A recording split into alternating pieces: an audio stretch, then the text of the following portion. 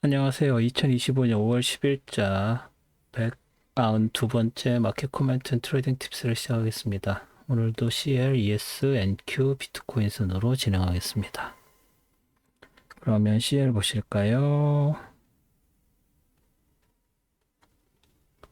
CL 차트고요. 지난주 여기까지 진행이 됐었죠. 그래서 57.88 여기에서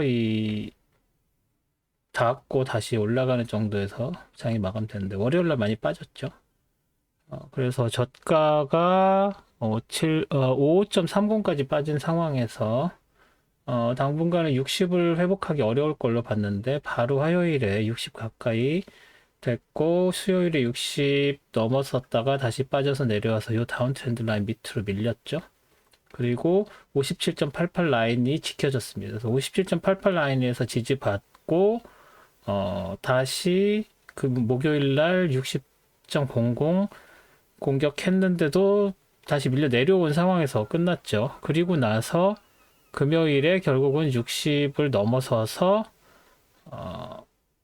61.45까지 올라가가지고 다시 밀리면서 장이 마감됐습니다. 장 마감되는 것도 뭐 그 61.06 정도로 세틀먼트랑 큰 차이가 없었죠.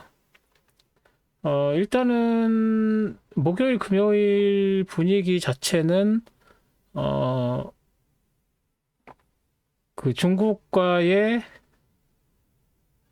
관세 협정이 뭐 잘 되고 있을 것 같다는 기대감. 뭐 오죽하면 목요일에는 트럼프가 뭐 가서 주식을 사라니 말라니 뭐 이런 얘기까지 했었는데 다 헛소리처럼 보이고요. 제가 보는 한 뭐 아시는 분은 아시겠지만 제가 좀 중국 쪽에 어 소스가 있어서 중국 쪽에서 뭐 정보를 좀 분석을 해보자면 딱히 진전이 되고 있는 건 없는 걸로 보입니다. 그래서 왜 사람들이 이런 얘기들을 믿는지가 조금 의아하긴 한데 어쨌거나 중국이 조만간 사람들이 기대하는 대로 미국과의 무역이 좀 정상화 된다면 당연히 유가는 오를 수밖에 없겠죠. 그 기대감에.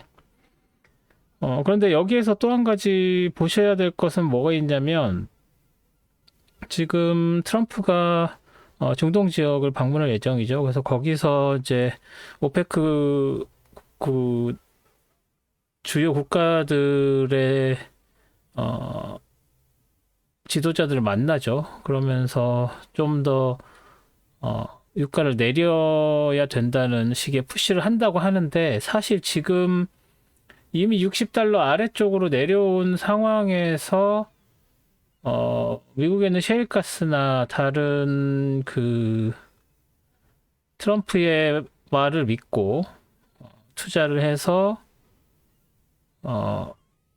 리그스를 늘려 나가고 했었던 산업들이 굉장히 힘들어하고 있죠. 왜냐하면은 그 원가가 안 빠지는 정도의 유가가 되고 있는 상황이기 때문에. 그런데 여기서 이제 뭐 나라를 위해서 유가를 더 낮춘다 뭐 이런 식의 얘기를 하면서 그쪽 인더스트리를 다 죽일 거냐 뭐 또 이런 불만들이 나오고 있습니다. 그래서 뭐 무슨 정책을 하면 그 정책의 수혜를 보는 사람들도 있지만 당연히 그 정책으로 피해를 보는 사람들이 나오겠죠. 그런데 수혜는 딱히 없는 상황이죠. 유가를 떨어뜨리는 게. 그렇다고 해서 뭐 인플레이션이 유가 때문에 막 올라섰던 것도 아니고 뭐 지금 보시다시피 계속 유가는 떨어지고 있었죠.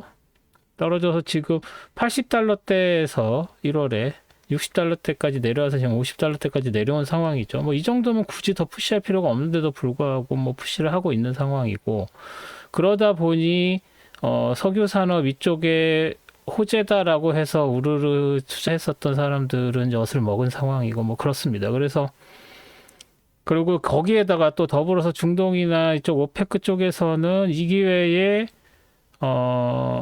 더 푸시를 해서 미국에 있는 셰일가스나 셰일 오일을 리그들을 다 그 없애려고 하는 그게 어떤 일, 그 딱 팬데믹 직전에 그런 일이 있었죠. 그래서 팬데믹 직전에 사우디가 전격적으로 그 원유 가격 인하를 하면서 미국이랑 그 원유 가격 전쟁을 한다 뭐 이런 얘기가 나왔다가 팬데믹 나오면서 이제 뭐 흐지부지 되고 뭐 마이너스 가격까지 내려가고 막 난리를 했다가 다시 100달러 이상 치고 올라가고 뭐 그런 일이 있었던 게 지난 몇 년간의 이쪽 그 원유 시장의 히스토리죠. 그래서 그런 거를 고려를 하면 뭐 조금 더 유가는 하락 이슈가 더 있습니다. 그래서 지금 60도 제가 그래서 60을 회복한 게 과연 쉬울까라고 며칠 전에 말씀드렸던 이유가 그거였는데 금요일 날 보란 듯이 60은 일단 뚫고 올라갔는데 지금 그런 상황이기 때문에 또 언제 더 밀려 내려올지 모르는 상황이에요. 그래서 뭐 많이 올라가도 62, 3까지 올라가는 정도로 그 여기는 64, 65 여기 가기 쉽지 않아 보입니다. 지금 제 생각으로는. 그래서 뭐 많이 올라가 봤을 때 63 정도? 네, 63이 지금 뭐 저거가 없죠. 지지 저항선이 없죠. 그래서 많이 올라가야 64.36이라고 생각을 하는데 거기까지도 미치기 쉽지 않다라고 생각이 듭니다. 지금 상황에서는. 이게 몇 주 전하고 지금 분위기가 되게 많이 달라졌다고 말씀을 드릴 수가 있죠. 그리고 당연히 그 관세 관련해서도 쉽게 중국과 타협점을 찾기가 어려울 것 같습니다. 제 예상으로는. 그래서 그런 부분들 고려를 하면 여전히 이 62, 60, 56, 뭐 이 에어리어에서 장이 계속 벌어질 확률이 높고, 그런 상황에서 지금 내려가고 올라가고는 그래도 이 레인지 안에서 올라가고 내려가고 하고 있죠. 이게 계속 이렇게 내려가는 분위기였으면 이런 식으로. 그러면은, 숏을 메인으로 잡고 롱은 자제하고 하는 그런 분위기가 만들어지는데, 이렇게 내려갈 때 내려가고 올라갈 때 올라가고 이러는 분위기에서는 숏, 롱을 둘 다 고려를 하셔야 됩니다. 그래서 그런 부분들에 있어서는 양쪽 다 열려있는 마켓이다라는 거를 염두를 해 두시고 트레이딩을 하셔야 될 것 같고요. 여기서 뭐 새로 트렌드 라인 하나 그려줄 수 있다면 뭐 여기서 이런 식으로 트렌드 라인 그리는 정도인데 기본적으로 이걸 뚫을 수가 없기 때문에 이 트렌드 라인이 큰 의미가 있지는 않은 것 같습니다. 그리고 이런 레벨들 올라가고 내려갈 때 지금 이 각각의 바들이 한 2달러 정도죠? 2달러 좀 안 되는 그 1.5달러 이게 길어 보여도 그 2달러가 채 안 되는 그 볼라틸리티를 보여주고 있는 걸로 이건 지금 2달러 넘군요. 3달러 정도 되네요. 3달러에서 2달러, 3달러 그 정도의 볼라틸리티는 지금 보여주고 있죠. 물론 금요일에서 금요일 볼라틸리티는 2달러가 좀 안 됐는데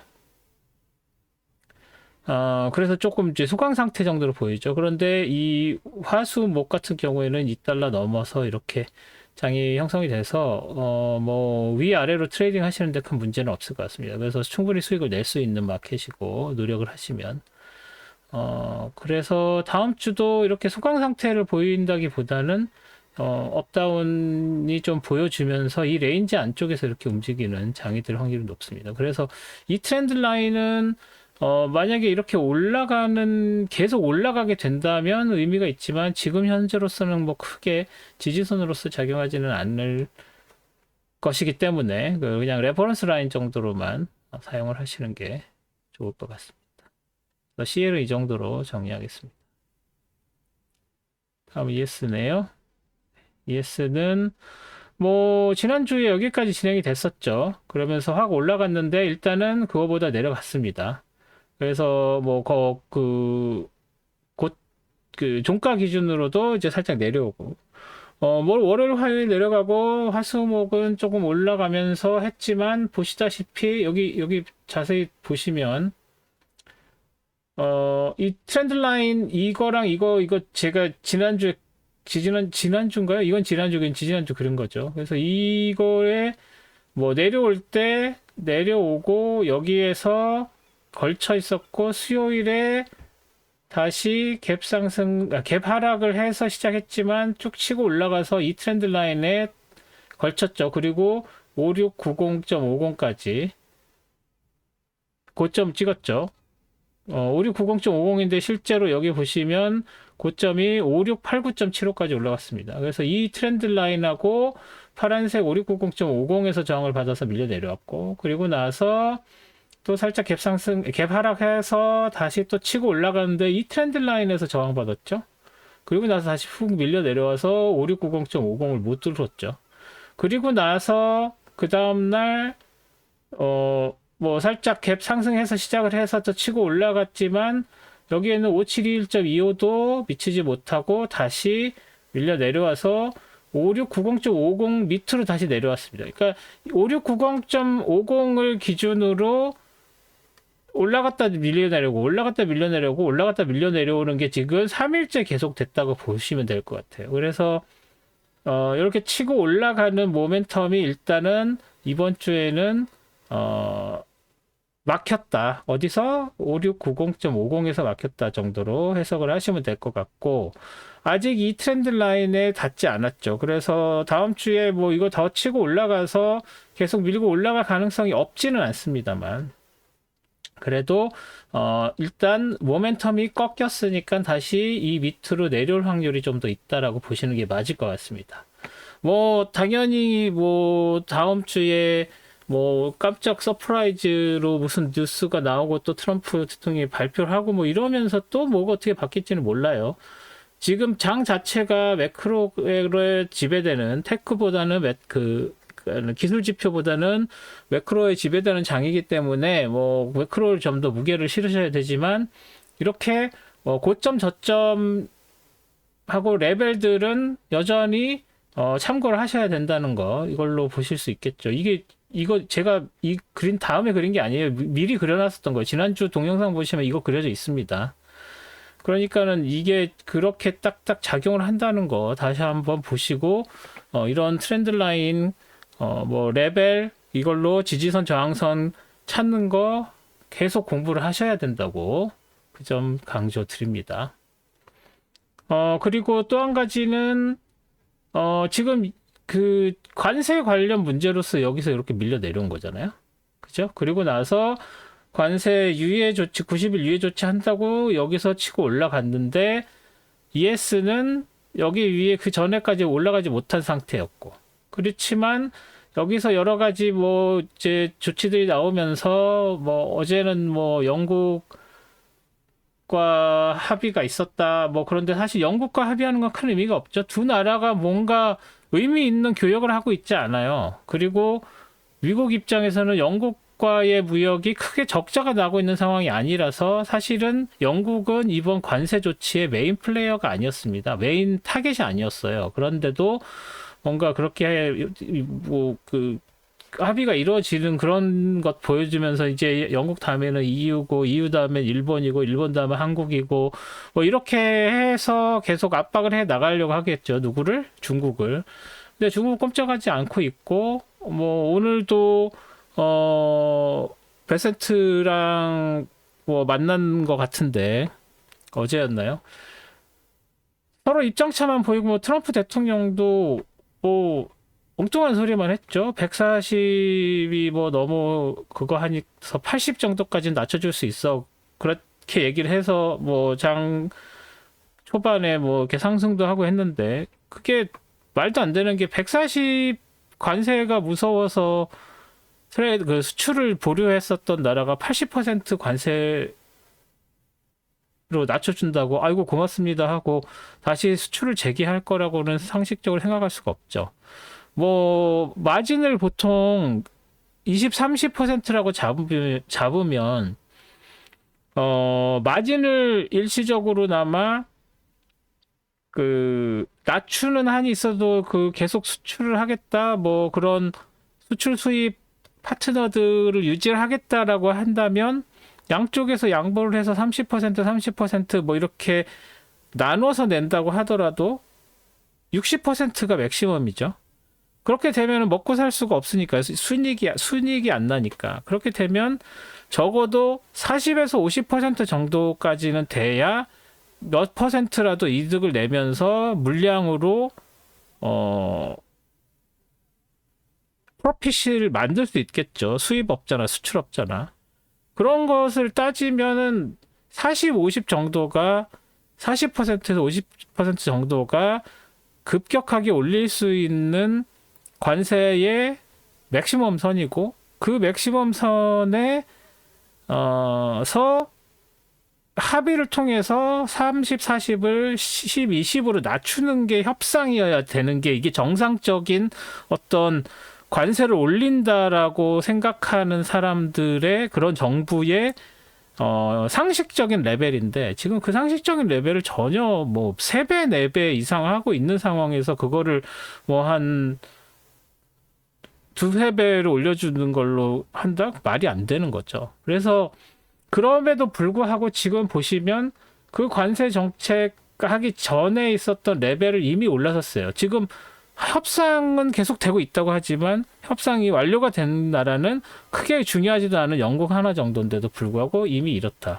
그 얘기는 뭐 중국이 그리고 지금 뭐 관세가 유예인 상태니까 그렇다라고 하더라도 이 정도 한 5,200 정도 레벨에 있어야지 되는 게 정상이니까 5,200에서 지금 현재 있는 5,700 이 레벨 5,600, 5,700이라고 치면 이 500포인트 정도는 시장의 그리디라고 볼 수가 없는 거지. 시장의 어떤 탐욕으로 올라간 뭐 여러 가지 언론 플레이나 말 그런 것들에 의해서 트럼프가 뭐 지금 우리 협상하고 있어 뭐 이런 식의 언론 플레이 내지는 그런 거에 의한 시장의 그리디가 반영된 게 이만큼이라고 봐야 되는 거라고 생각을 합니다. 그래서 그렇다고 시장이 정신 차려서 다시 이 레벨로 다시 떨어진다는 뜻은 아니에요. 뭐 여기서 더 치고 올라갈 수도 있습니다. 하지만 지금 시장이 바라보고 있는 미래는 현실보다 굉장히 장밋빛일 확률이 높다는 거 정도는 알고 계셔야 이런 부분들을 감안해서 트레이딩 디시전을 내리실 수가 있는 거다고 저는 생각을 합니다. 그래서 뭐 여기서 뭐 평소 하시던 대로 여기 트렌드 라인으로 이런 고점에 있는 그 리턴 포인트들이 있었다는 것도 중요하지만 이런 매크로에 관련된 것들도 공부를 하셔서 정보를 수집을 해서 트레이딩 디시전에 사용을 하셔야 된다라는 말씀을 드려봅니다. 그러면 ES 이 정도로 정리할게요. 다음은 NQ죠. 네, NQ도 뭐 비슷하죠. NQ는 조금 전에 보신 것처럼 그 얘기를 계속 이어나가자면 이것보다 훨씬 더 올라가 있었죠. ES는 그나마 4월 2일 레벨을 넘어서지 않은 상태였죠. 그런데 NQ는 이미 넘어섰죠. 물론 이 안에는 뭐가 있냐? 뭐 마이크로소프트나 메타의 실적 이런 것들이 감안된 것들이죠. 하지만 또 나스닥에서 지금 현재 제일 잘 나가고 있는 그 주식 중에 하나인 애플이 중국 시장에 영향을 굉장히 많이 받는 주죠. 그렇기 때문에 그런 것들 고려를 하면 어느 정도 상세가 돼서 뭐 ES는 한 이 정도 레벨이었다고 치면 NQ는 한 이 정도 18,700, 18,500 정도 레벨 정도가 적당한 수준이라고 보는 게 맞는데 거기서부터 여기까지가 그리디에 해당하는 거라고 봐야 될 것 같습니다. 지난주 금요일 여기까지 해서 치고 올라갔죠. 그래서 2만 뭐 여기가 고점이 뭐였죠? 2276.75가 고점이었는데 그 종가는 이거 세틀먼트는 이거고요. 그거보다 살짝 그래서 뭐 보합으로 봐야 되겠죠. 그런데 이게 뭐 이렇게 레인지를 형성했다고 보기는 아직 애매하고 재밌는 건 ES랑 똑같이 이렇게 올라가는 트렌드 라인에 고점이 딱딱 맞아 떨어졌다는 거. 이래서 우리가 트렌드 라인을 그리는 겁니다.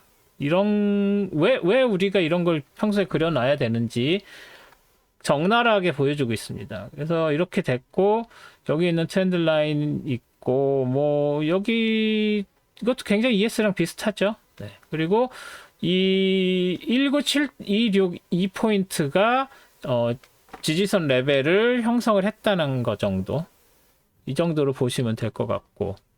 뭐 좀 더 올라갈 여지가 되게 있어 보이죠. 그리고 이 빨간색 트렌드 라인이 굉장히 중요했는데 이거는 사실 그 관세 이런 얘기 나오기 전에 있었던 거기 때문에 뭐 지금 와서 어떤 의미가 있나 싶지만 그래도 이게 다시 치고 올라간다 보면 굉장히 강한 저항선으로 작용할 가능성이 충분하죠. 그래서 그 부분 보시고 뭐 떨어져도 요 트렌드 라인 있고 그 다음에 제가 4월 초순에 말씀을 드렸던 4월 중순인가요? 중순까지 말씀드렸던 이 핑크색 레인지, 이 레인지도 굉장히 중요한 레인지입니다. 다시 말해서 4월 10일의 고점과 저점이 굉장히 중요한 레벨입니다. 이게 그 관세 유예 조치로 올라와서 그 다음날 조정을 받았었던 이 레벨이 어떻게 보면 가장 이성적인 레벨이었었다고 생각을 하면 됩니다. 그래서 이 레벨이 이게 상한선과 하한선을 나중에도 잘 이용을 하시고 이게 다시 내려온다고 할 때 이 상한선에서 이게 지지선으로 사용이 돼서 다시 튕겨 올라갈 가능성이 있다는 걸 다시 한번 말씀을 드립니다. 뭐 매크로적인 거는 이미 앞에 ES에서 말씀을 드렸으니까요. 더 이상 드릴 말씀이 없고 지금 현재로서는 좀 그 시장의 그리디가 반영된 마켓이고 그렇기 때문에 어느 순간 다시 빠져서 내려올 가능성을 배제해서는 안 된다 정도로 말씀을 드릴 수가 있을 것 같습니다. 땡큐는 이 정도로 정리하겠습니다. 다음 마지막으로 비트코인이죠. 비트코인. 지난주에도 계속 이 빨간색의 트렌드 라인 따라서 올라가는 거가 유지가 됐습니다. 그래서 세터데이, 썬데이 이렇게 밀려 내려왔고요. 저항받고.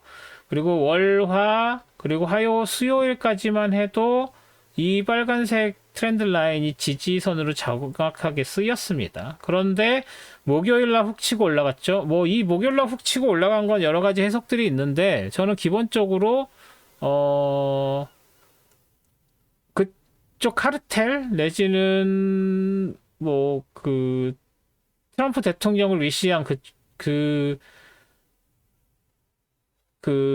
크립토 쪽 동맹이라고 해야 되나요? 그쪽에서 어떤 확신을 주는 메시지가 나왔기 때문이라고 생각을 합니다. 그래서 치고 올라가지만 이 트렌드 라인도 이미 지지난주 보시면 그려져 있어요. 이것까지 딱 치고 올라갔습니다. 그리고 나서 내려오고 금요일에는 그거에 대한 뭐라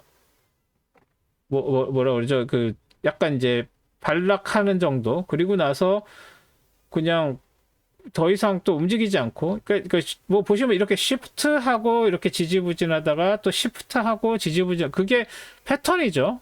이렇게 시프트하고서 지지부진 한참 하다가 다시 시프트 내려오고 이 움직이다가 다시 시프트 올라가고 또 가만히 있다가 또 시프트해서 올라가고 뭐 이런 식의 패턴을 보이는 게 비트코인의 패턴이니까.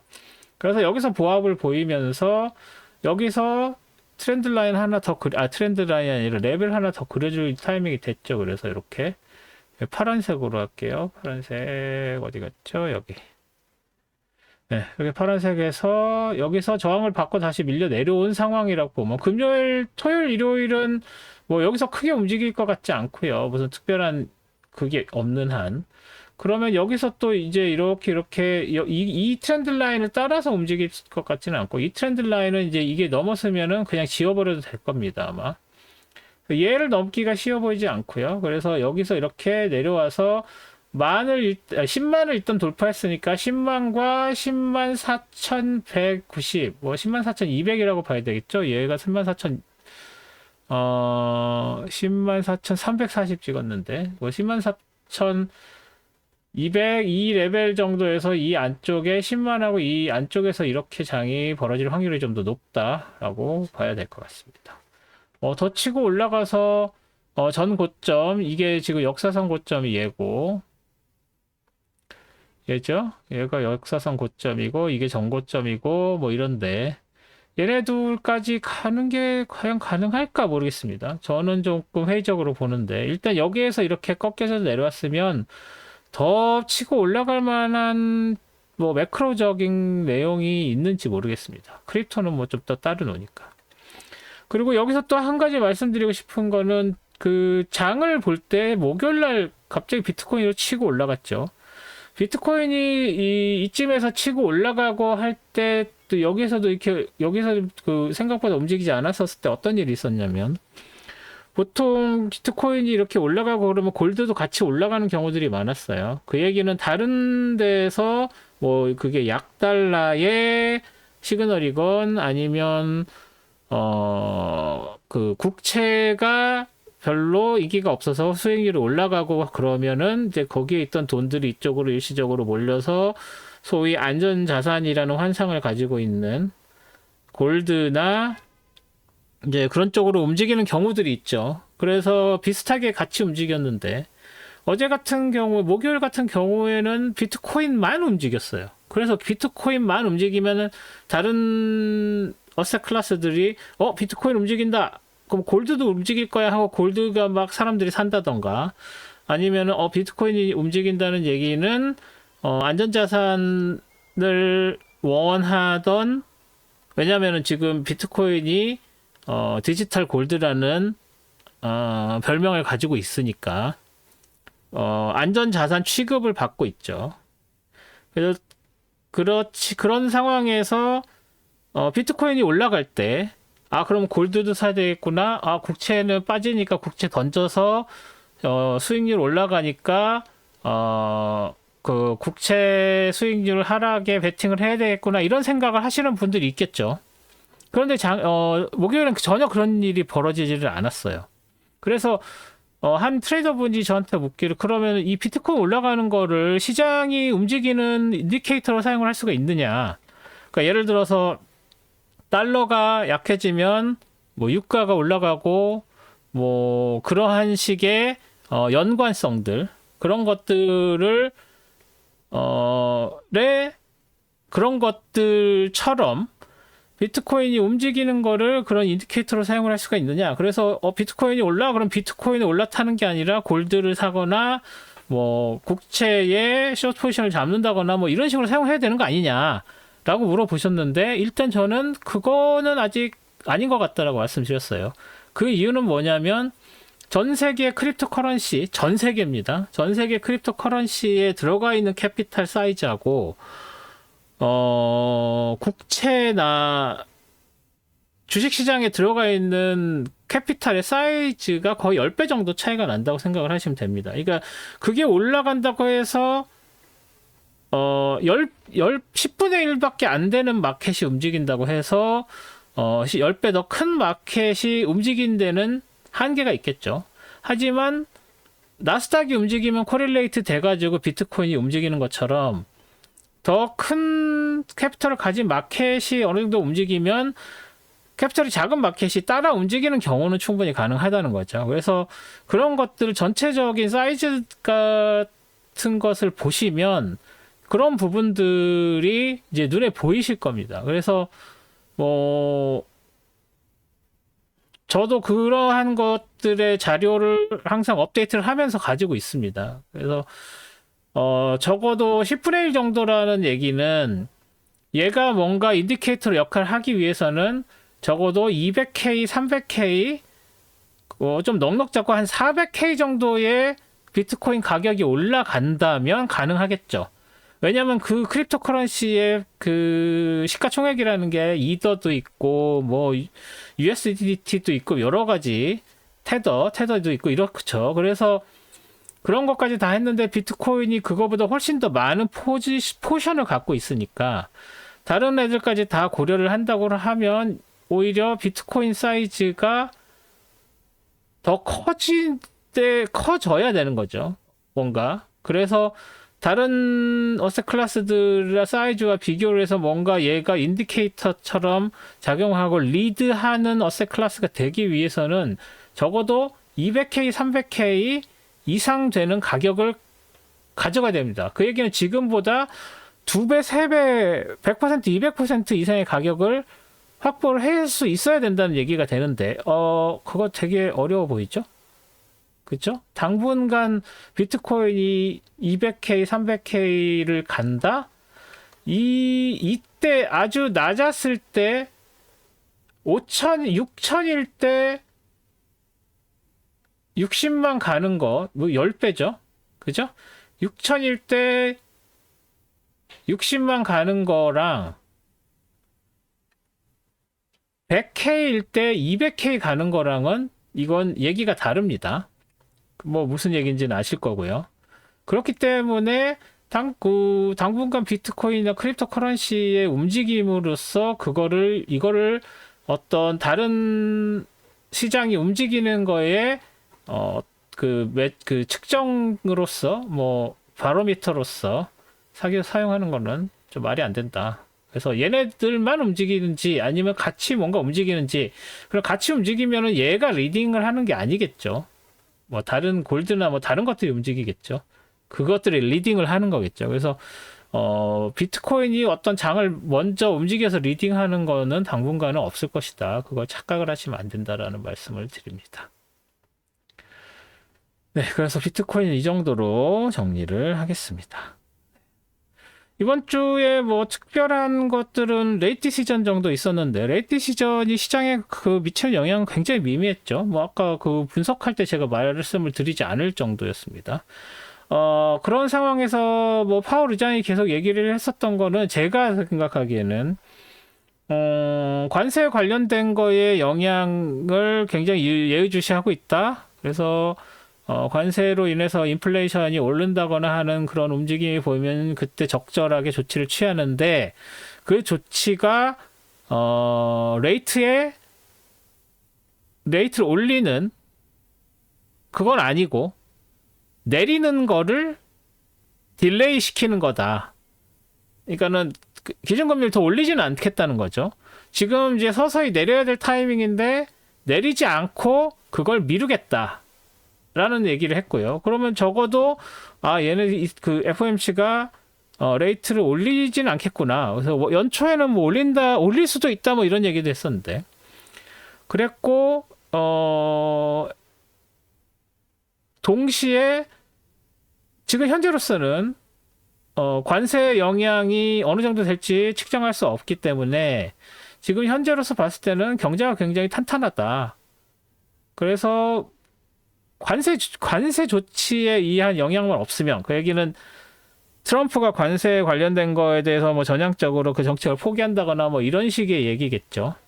그렇게 된다면 뭐 굉장히 견고하게 하고 그 경제가 나갈 수 있고 레이트도 차근차근 내릴 수 있다. 하지만 인플레이션 추이를 좀 봐야 되고 노동시장 추이도 좀 봐야 된다.